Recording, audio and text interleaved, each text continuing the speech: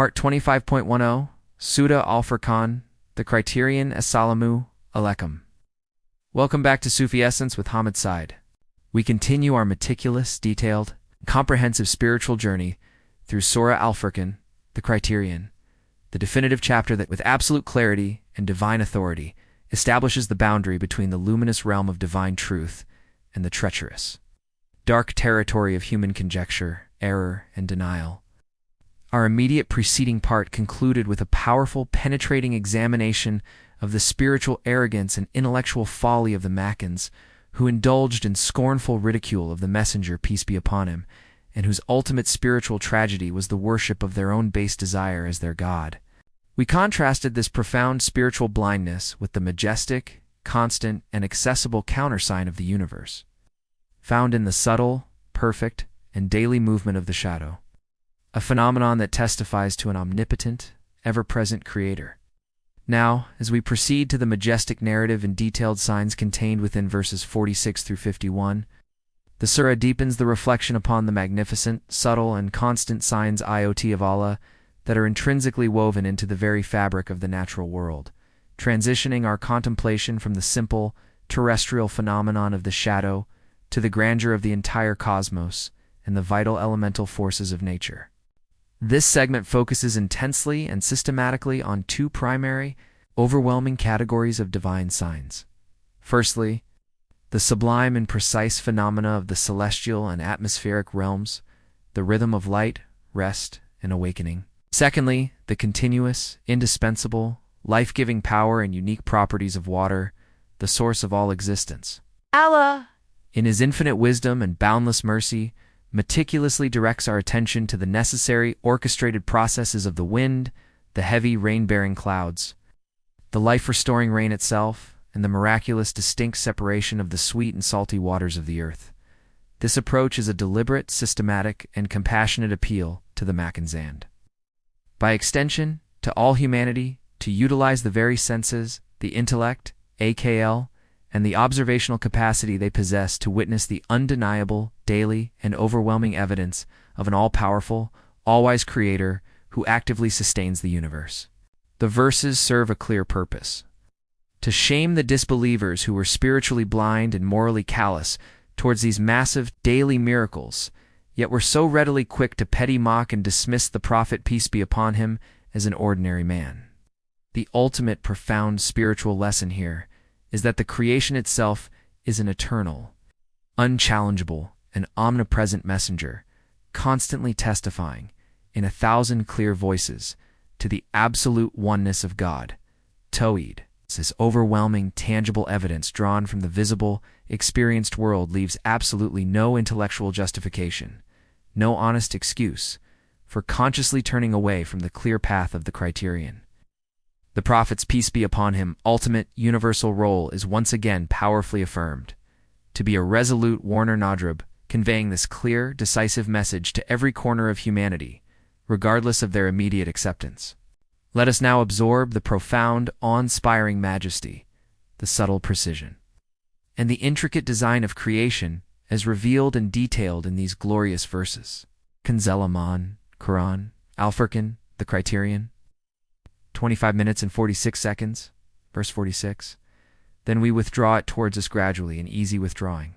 The 46th verse seamlessly and logically connects to the previous one, continuing the contemplative discussion on the shadow as an active sign of Allah's perfect, subtle control over the physics of the universe. Then we withdraw it towards us gradually, an easy withdrawing.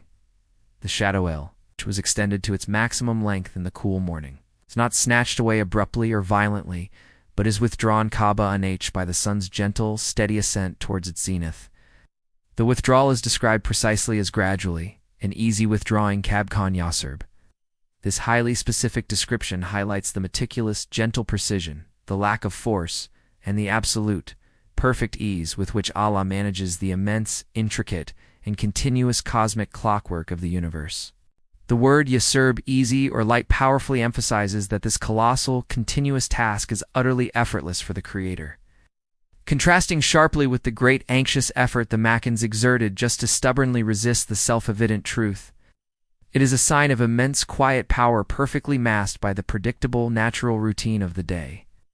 Kanzul Aman Quran, Al-Furqan the Criterion, 25-47 verse 47. And he it is who made the night a covering for you, and the sleep a rest, and made the day a rising.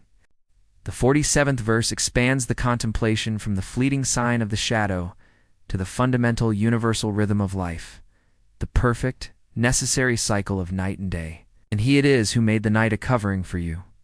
The night Alayl is a divinely designated covering, libs bead, profound veil that shrouds the entire world, not just physically for darkness, but spiritually and socially, allowing for concealment, intimacy, and the necessary cessation of daily, exhausting activity.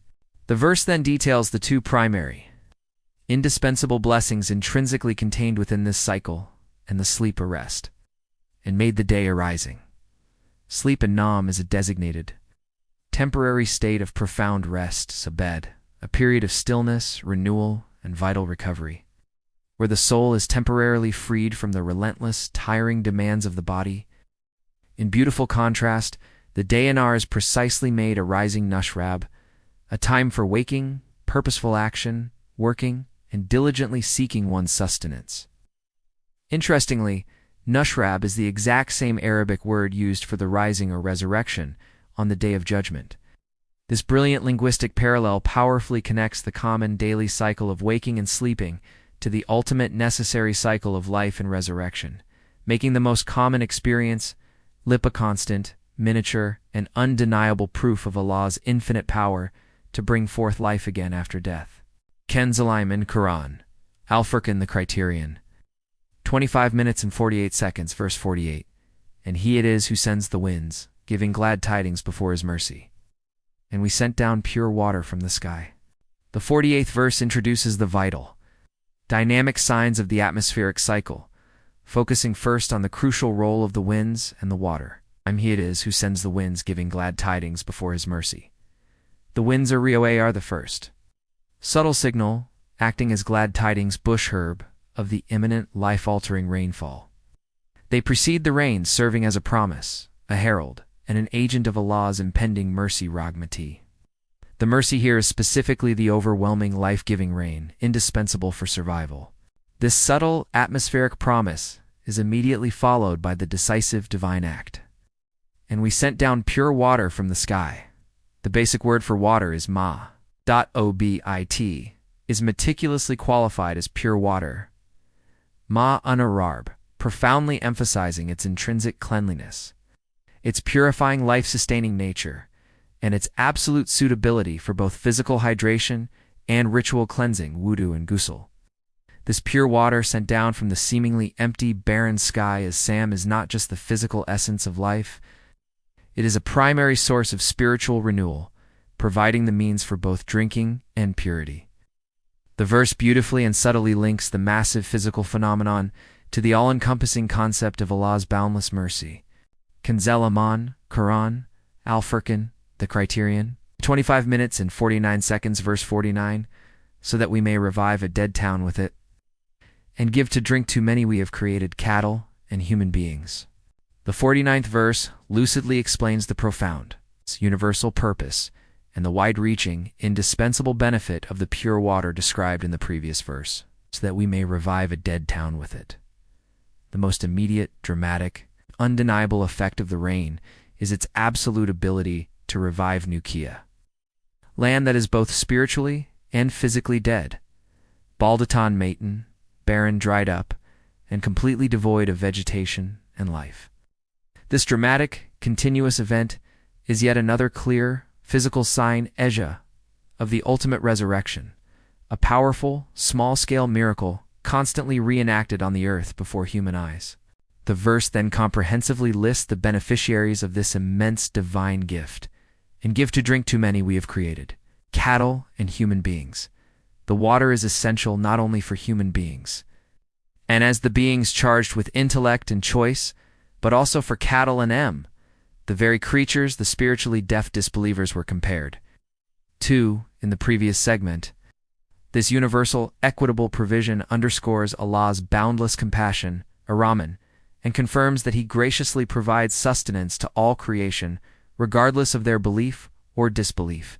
Yet this very provision stands as a silent, powerful argument for the very belief they so vehemently reject. Quran, Al-Furqan, the Criterion, 25-50, verse 50, and indeed, re-detailed it among them, so that they may pay heed. But most people do not agree to anything except ingratitude. The 50th verse sharply returns the discussion from the objective physical signs of creation to the disappointing, stubborn reality of human reaction, expressing a profound disappointment at humanity's widespread spiritual rejection. And indeed, we detailed it among them so that they may pay heed. The phrase detailed at Arifin means we meticulously circulated, varied, articulated, and presented the message, the signs, the warnings, and the parables in different forms, places and times, all deliberately designed so that they may pay heed liad hakar and reflect on the consequences. The divine purpose is clear and merciful, to systematically eliminate any possible claim of ignorance, neglect, or lack of clarity. Despite this relentless, meticulous articulation and circulation of signs, the sorrowful reality of general human behavior is starkly stated. But most people do not agree to anything except ingratitude. The innate, prevalent tendency of most people acthorinens is tragically towards ingratitude, Kufūrā. The word Kufūrā is etymologically related to Kufār's disbelief, demonstrating the profound spiritual truth that conscious systematic disbelief is the ultimate, most grievous form of ingratitude for the infinite blessings and self-evident signs so abundantly provided by Allah. Their persistent denial of the criterion is thus revealed as fundamentally a denial of the immense, merciful system of provision, design, and sustenance. Kenzel Iman Quran, Al-Furqan the Criterion, 25 minutes and 51 seconds, verse 51. And if we had willed, we would certainly have raised a warner in every town. The final verse of this segment redirects the focus once more to the unique, universal mission of the Prophet, peace be upon him, in the face of this widespread human ingratitude. And if we had willed, we would certainly have raised a warner in every town. This is a profound, authoritative statement of absolute divine choice and perfect wisdom. Allah has the absolute, unchallengeable power. If we had willed law, she not to appoint a dedicated warner Nadrab in every single town, Kuli Koryatin, thereby eliminating the need for a single, central, universal messenger, peace be upon him. The profound implication is that the Prophet Muhammad, peace be upon him, was sent as the final, universal messenger, not a localized one, and the gradual, centralized nature of the revelation and the single, unified messenger is a greater, more decisive test for humanity, and a greater honor for the messenger. This powerfully emphasizes the gravity, the universality, and the finality of his message. The criterion and confirms that, though the Makkans may reject him, his divinely authorized role is to encompass all regions and all people, superseding the historical need for local prophets in every single town. These verses underscore the divine majesty found in the natural world. The wind, water, and the cycle of rest and work hand explicitly link the rejection of these signs to the pervasive spiritual disease of ingratitude, Kufūrā. This hadith highlights the proper, required spiritual attitude toward one of these great dynamic signs, the wind. Hadith, narrated by Abu Hurairah, may Allah be pleased with him, Prophet peace be upon him, taught, the wind is from the mercy of Allah. It brings mercy and it brings torment. So when you see it, do not revile it and ask Allah for its good. And seek refuge with Allah from its evil. Sunan Abi Dawud, Hadith number 5097. This highly practical and spiritually conscious hadith provides the perfect comportment for reflecting upon the divine sign of the wind Zuriya mentioned so beautifully in verse 48, which are sent as glad tidings before his mercy. The Prophet, peace be upon him, taught the believer to recognize the wind not as a random, as a different force of nature, but as an active agent of Allah's mercy and attitude of deep gratitude that directly counters the generalized ingratitude criticized in the Quran. The instruction, do not revile it, forbids the common human practice of cursing or complaining about natural phenomena, instead directing the believer to humbly acknowledge Allah's ultimate supreme control. The proper action is one of active conscious supplication, to ask Allah for its good, its function as a necessary harbinger of rain and life, and simultaneously to seek refuge with Allah from its evil, its potential to bring destructive storms. This hadith teaches the believer to engage with the natural world, not with scientific coldness or emotional complaint, but with profound spiritual consciousness, recognizing every element, from the smallest shadow to the fiercest storm, as an active living sign of the Criterion and the Creator. Let us now supplicate, drawing from the profound lessons of these verses, asking Allah to grant us a deeper understanding and to guide our every step. Dua, O Allah, Ar-Rahman, and Ar-Rahim. Open the spiritual eyes and ears of our hearts to behold your sublime, continuous majesty in the perfect, gradual withdrawing of the shadow and the protective covering of the night, and in the miracle of sleep as a constant gentle sign of our ultimate rising. Grant us deep abiding gratitude for the pure water you send down as glad tidings of your boundless mercy to revive the dead town. Protect us, O Sustainer, from the pervasive, soul-sickening spiritual disease of ingratitude, Kufūrā, that so tragically blinds most people. Make us worthy recipients of the universal final message of the Criterion, and not those who fail to genuinely pay heed to your clear, magnificent signs in creation. May Allah illuminate your heart and mind with the light of this divine ill. May He make your channel a beacon of guidance for all who seek spiritual clarity and truth. May your efforts be a source of immense reward, and may you be granted the highest stations of paradise. May the peace and blessings of Allah always be upon you and your loved ones. May He grant you unwavering steadfastness on the path of truth, and may your work be a testament to His magnificent names, Ar-Rahman and Ar-Rahim. Ameen.